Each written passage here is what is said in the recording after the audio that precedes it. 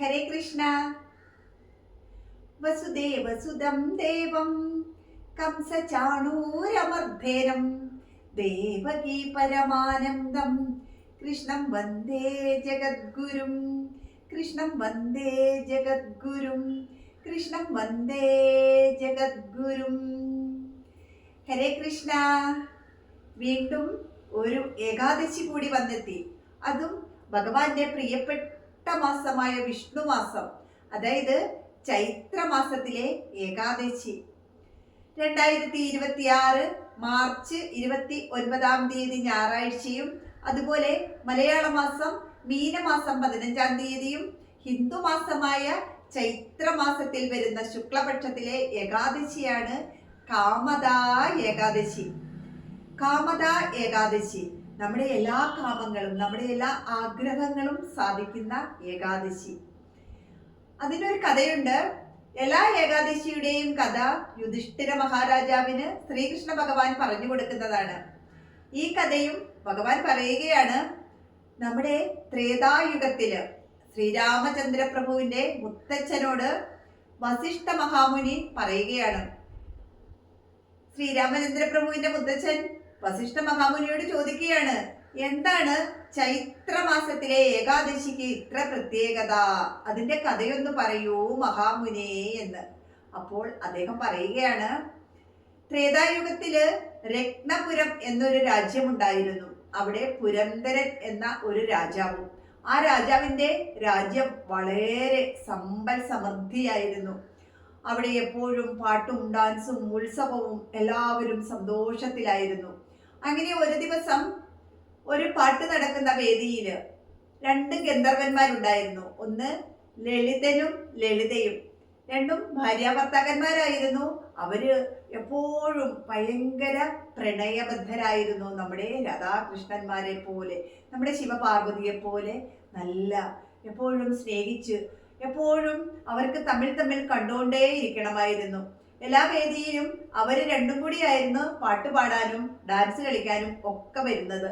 അങ്ങനെ ഇരിക്കെ ഒരു ദിവസം ആ ലളിതൻ മാത്രം പാട്ട് പാടാനായിട്ട് വന്നു. ആ പാട്ട് പാടിക്കൊണ്ടിരുന്നപ്പോഴൊക്കെ ആ ലളിതന് തന്റെ ഭാര്യയെ കുറിച്ചായിരുന്നു ചിന്ത.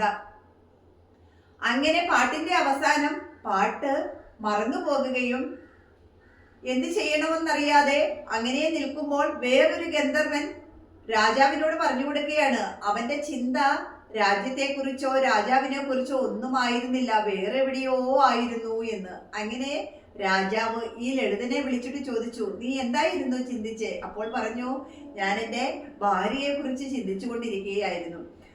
അന്നേരം ആ രാജാവിന് ദേഷ്യം വന്നിട്ട് രാജാവ് അദ്ദേഹത്തെ ശപിക്കുകയാണ്. അങ്ങനെ ശപിച്ച് ഒരു നരഭോജിയായി തീർന്നു. കണ്ടാൽ അറയ്ക്കുന്ന വലിയ ഭീമാകാരമായ രൂപത്തിലുള്ള ഒരു രാക്ഷസനായി ആ ലളിതൻ മാറി. അദ്ദേഹം തിരിച്ച് വീട്ടിലെത്തിയപ്പോൾ അദ്ദേഹത്തിന്റെ ഭാര്യ അദ്ദേഹത്തെ കണ്ടു പേടിച്ചു പോയി. അങ്ങനെ കരഞ്ഞ് നിലവിളിച്ച് അവര് ആ രാജ്യത്തിൽ നിന്ന് നാടുവിട്ട് കാട്ടിൽ കൂടെ അലഞ്ഞു നടന്നു.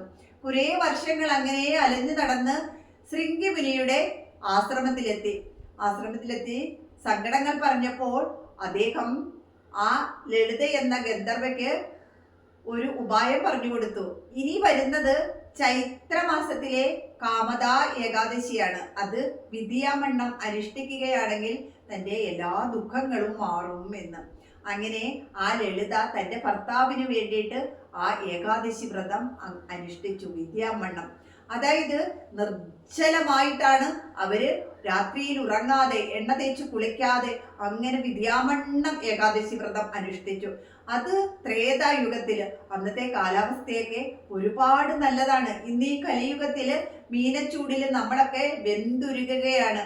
അപ്പോൾ നമ്മള് കുറച്ച് വെള്ളമൊക്കെ കുടിച്ച് ഫലവർഗ്ഗങ്ങളൊക്കെ കഴിച്ച് വേണം ഏകാദശി എടുക്കാൻ സാധിക്കുന്നവർ നിർജ്ജലമായിട്ട് എടുത്തുകൊള്ളൂ. പക്ഷെ എല്ലാവർക്കും ഒന്നും അങ്ങനെ സാധിക്കുകയില്ല. അരി ആഹാരങ്ങൾ വർജിക്കുക, ധാന്യങ്ങൾ വർജിക്കുക. നമുക്ക് കപ്പ, ചേന, ചക്ക, ഇപ്പോൾ മാമ്പഴത്തിന്റെ കാലമാണല്ലേ, അങ്ങനെ മാമ്പഴം ഒക്കെ കഴിച്ചുകൊണ്ട് നമ്മുടെ ഭഗവാന് വേണ്ടിയിട്ട്, നമ്മുടെ വസുദേവന് വേണ്ടിയിട്ട്, നമുക്ക് വേണ്ടിയിട്ട് ഏകാദശി വ്രതം നമുക്ക് അനുഷ്ഠിക്കാം. എപ്പോഴും ഭഗവാന്റെ നാമങ്ങൾ ചൊല്ലി അന്യചിന്തകൾക്ക് ഇടകൊടുക്കാതെ ആ ഭഗവാനെ സ്മരിച്ചുകൊണ്ട് എല്ലാ കർമ്മങ്ങളും ചെയ്യുക. നമ്മുടെ എല്ലാ കർമ്മങ്ങളും ആ ഭഗവാനിൽ അർപ്പിക്കുക. അങ്ങനെ ഏകാദശി വ്രതം എടുക്കാം. എല്ലാവർക്കും അറിയാമല്ലേ ഇപ്പോൾ ഏകാദശി എങ്ങനെയാ എടുക്കുന്നത് എന്ന്. അതുകൊണ്ട് തന്നെ പറയുന്നില്ല. ദശമി, ഏകാദശി, ദ്വാദശി. ഈ പ്രാവശ്യം ദശമിയുടെ അന്ന് തന്നെ ഏകാദശി തിഥി തുടങ്ങുകയാണ്. രാവിലെ 8:45 ഏകാദശി തിഥി തുടങ്ങി. ഏകാദശിയുടെ അന്ന് രാവിലെ 7 മണിക്ക് തിഥി അവസാനിക്കും. അതുപോലെ ഹരിവാസര സമയം വരുന്നതും ഏകാദശിയുടെ അന്ന് വെളുപ്പിനെ 2 മണി മുതൽ ഉച്ചയ്ക്ക് 2 മണി വരെയാണ്. അതുപോലെ പാരണ വീഴേണ്ട സമയം വരുന്നത് 30-ാം തീയതി രാവിലെ 6:21 മുതൽ 7-9 വരെയാണ്. കുറച്ച് സമയം പാരണ വീടാൻ കിട്ടുന്നുള്ളൂ. അതുകൊണ്ട് എല്ലാവരും ആ പാരണ വീടുന്ന സമയത്ത് തന്നെ നമ്മുടെ ഭഗവാനിലേക്ക് സമർപ്പിക്കുക. ഭക്ഷ്യോഗം പുണ്ടരീകാക്ഷ ശരണം മേ ഭവാച്യുത, ഭഗവാനെ അച്യുത നാരായണ ഗോവിന്ദ, ഞാനിതാ ഈ ഏകാദശി പാരണ വീട്ടി നിന്നിൽ സമർപ്പിക്കുന്നു. ആ അച്യുതനോട് എല്ലാം സമർപ്പിക്കുക. ആ അച്യുതന്റെ കാൽക്കൽ എല്ലാം സമർപ്പിക്കുക. ചുതിയില്ലാത്തവനായിട്ട് നമ്മുടെ ഭഗവാൻ നാരായണൻ മാത്രമേ ഉള്ളൂ. ഓം അച്യുതായ നമഃ, ഓം അനന്തായ നമഃ, ഓം ഗോവിന്ദായ നമഃ എന്ന ആ നാമങ്ങൾ എപ്പോഴും നാവിൽ നിന്ന് മുറിയാതെ ജപിക്കുക. അതുപോലെ ഭഗവാന്റെ 12 നാമങ്ങൾ, ആ ദ്വാദശാക്ഷരി മന്ത്രത്തിൽ ഒളിഞ്ഞിരിക്കുന്ന ആ 12 നാമങ്ങളും എപ്പോഴും ജപിക്കുക. അതുപോലെ ഭഗവാന് പ്രിയപ്പെട്ട 28 നാമങ്ങൾ, എല്ലാ നാമങ്ങളും ഭഗവാന് പ്രിയപ്പെട്ടതാണ്.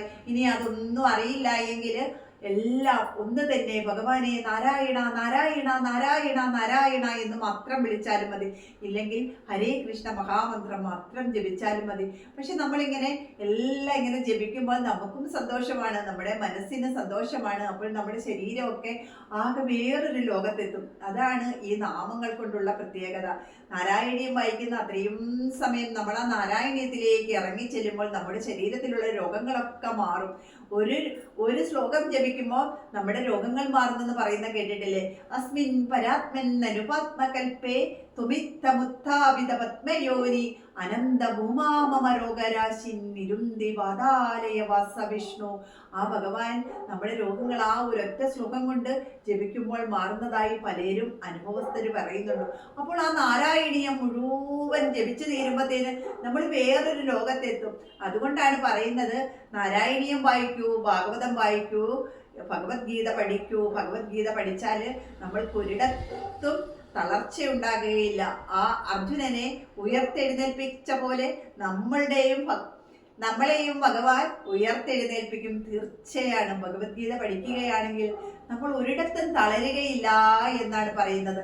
അത് എൻ്റെയും അനുഭവ സാക്ഷ്യമാണ്. ഞാൻ എപ്പോഴും ഭഗവത്ഗീതയെ പിന്തുടരുകയാണ്. ആ ഭഗവാൻ നാരായണൻ, ആ അച്യുതൻ, ആ ആനന്ദൻ, ആ ഗോവിന്ദൻ എപ്പോഴും നമ്മുടെ കൈ പിടിച്ചു കൂടെ ഉണ്ടാകും. നമ്മൾ എന്തു പറയുന്നതോ അത് നമ്മുടെ അച്ഛനോട് പറയുന്നത് പോലെ, നമ്മുടെ അമ്മയോട് പറയുന്നത് പോലെ, നമ്മുടെ ജ്യേഷ്ഠനോട് പറയുന്നത് പോലെ, നമ്മുടെ സുഹൃത്തിനോട് പറയുന്നത് പോലെ, ശരിക്കും സുഹൃത്താണ്. ആ സുഹൃത്തായിരിക്കും നമുക്ക് എപ്പോഴും ഓടി വന്ന് നമ്മളെ ആശ്വസിപ്പിക്കാനുള്ളത്. അങ്ങനെ ആ സുഹൃത്തിനോട് പറയുന്നത് പോലെ എല്ലാ കാര്യവും ഭഗവാനോട് പറയുകയാണെങ്കിൽ അത് ഭഗവാൻ ഒരു ഉത്തരം നമുക്ക് തീർച്ചയായിട്ടും തന്നിരിക്കും. അത് ഭഗവത്ഗീതയിലൂടെയാണ് നമുക്ക് തരുന്നത്. അതുകൊണ്ട് എല്ലാവരും ഭഗവത്ഗീത പഠിക്കുകയും പ്രചരിപ്പിക്കുകയും ചെയ്യുക. ഭഗവത്ഗീത ആര് പ്രചരിപ്പിക്കുന്നുവോ അവരെ ഭഗവാന് ഏറ്റവും ഇഷ്ടമാണെന്നാണ് ഭഗവാൻ പറയുന്നത്. ഹരേ കൃഷ്ണ. എല്ലാവർക്കും ഏകാദശി വ്രതമെടുക്കാൻ സാധിക്കട്ടെ. കഴിയുന്നത് പോലെ എടുത്താൽ മതി. ഹരേ കൃഷ്ണ. ജയ് ശ്രീ രാധേ രാധേ.